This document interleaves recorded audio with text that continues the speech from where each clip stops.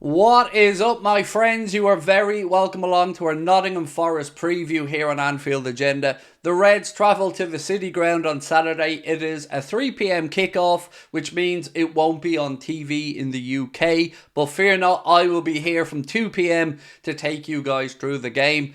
If you haven't joined us for a preview before, this is what you can expect. I'm going to go through, give you my thoughts on the game, an update what we know about the injuries, and of course a score prediction and a starting 11 prediction, asking you guys to let me know your thoughts in the comment section. Do you agree? What would you change? All the usual stuff.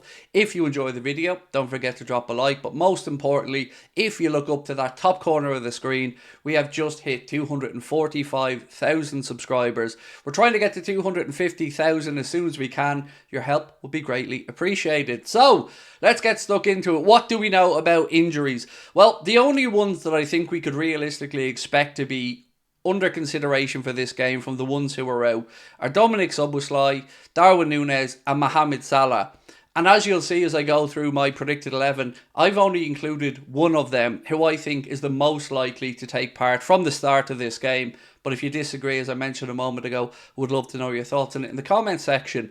Forest are a bit of a mess at the moment. They are languishing towards the bottom end of the Premier League table, and they could have more distractions on the horizon as there's an expected points deduction or potential points deduction coming their way and Nuno Espirito Santo's way. Now, of course, they were knocked out of the FA Cup by Manchester United, who we will take on in the quarterfinals at Old Trafford. So they're going to want to rebound back. It's our job, though, to make sure that we go into that Manchester City game coming up on March 10th.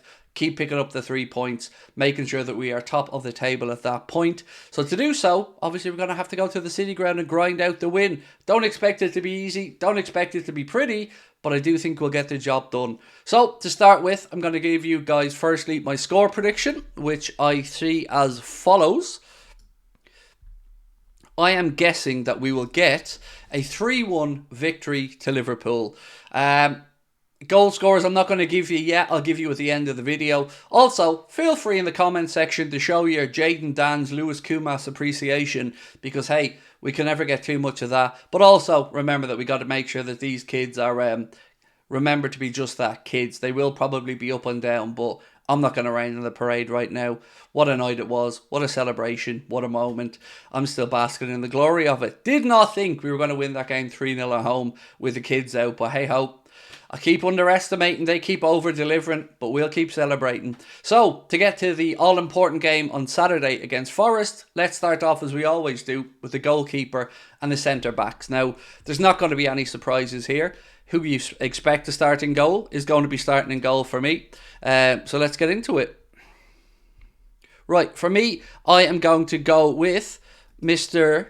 Caoimhín Kelleher starting off in goal, and as you probably expected, Ibrahima Konate and Virgil van Dijk to come back in and form the partnership at the heart of the Liverpool defence. Van Dijk, of course, has been in good goal scoring form of late, and I've got to admit I was really surprised to see him even play 45 minutes in the game against Southampton. But obviously that was a preordained thing that himself and Konate would switch at half time, and obviously then the thought process must have been, if it goes longer, well, Konate's younger legs will hopefully have been able to carry through extra time. Virg, of course, played the full 120 against Chelsea in the League Cup final, so again, it was just a surprise he played, but I'm glad he did. So I expect him to come back in, and of course, Ibrahima Konate alongside him. I feel like Konate's due a goal, by the way, so maybe we see a Konate header or something, I don't know, but both of them impeccable again against Southampton. I thought Ibu, when he came on in the second half, absolutely incredible. Cannot say enough good things about that performance. But fullbacks are the next one. So what have I gone for here? Probably again, exactly as you would have expected. Right now, with Trent Alexander-Arnold being out, it's either going to be Conor Bradley or Joe Gomez. And I think, again, Bradley is in unbelievable form. Looks like he's full of confidence. Keep playing the kid. Keep giving him his opportunities. And I think we'll be rewarded. On the other side, I know Andy Robertson was ill during the week. So if he's got over his illness, expect him to start the game on the left-hand side. If not, well, Klopp has plenty of options. He could go with Costas, he could go with Joe Gomez, but I think if Robertson's fit, he's going to be the starting left back. So now into midfield. this is what I've gone for. Wataru Endo to recover from that knock, and it was just a knock and come back in. Obviously, he took no part midweek, so you would hope that that knock is cleared up. I think it was just an impact injury, so I don't think there's anything to be concerned about. The war post from certain journalists to say he'll be 100% okay for the weekend. Then ahead, I've gone for Harvey Elliott and Alexis McAllister. I could give you rhyme or reason to this, but ultimately it's Gravenberch out, Jones out, Szoboszlai, we don't know yet, and I did say I only have one of those guys included. So it's pretty much a needs must at this minute. You could, of course, put in Bobby Clark or McConnell, but we do have senior pros available, so I would suggest to go with this. Elliott has not let us down when he's played. As we always say, he is so efficient in possession, and he's better in the midfield role in my opinion. So Wataru Endo in the number 6, Harvey Elliott and Alexis McAllister. But if we need to make a change there, Bobby Clark will come in and do a job, no problem. Love to get your thoughts, by the way, when we're talking about defensive midfielders. Give me your thoughts on what you think about the Joe Gomez experiment in that position. I've seen it met with mixed reviews, and honestly, I felt underwhelmed on the night, and I'm still trying to digest it, watch it back, and look to see if my perception of it was wrong and the stats back it up a different way. But I don't think it's one I'd like to see ultimately moving forward. But again, you got to just applaud Joe Gomez's versatility and his ability to play in a whole number of positions. So, business end of the pitch now. Who's going to be putting the ball in the Forest net?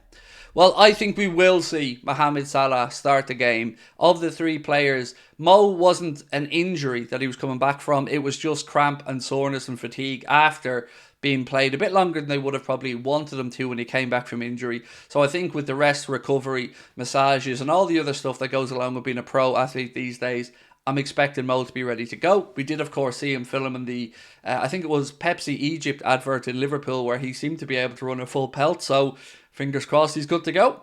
On the other side, Lucho, of course, we did need to bring him off the bench against Southampton, so he would have got a bit of a rest as well, so I expect him to come in. And then through the centre, well, I think he's going to go with Cody Gakpo.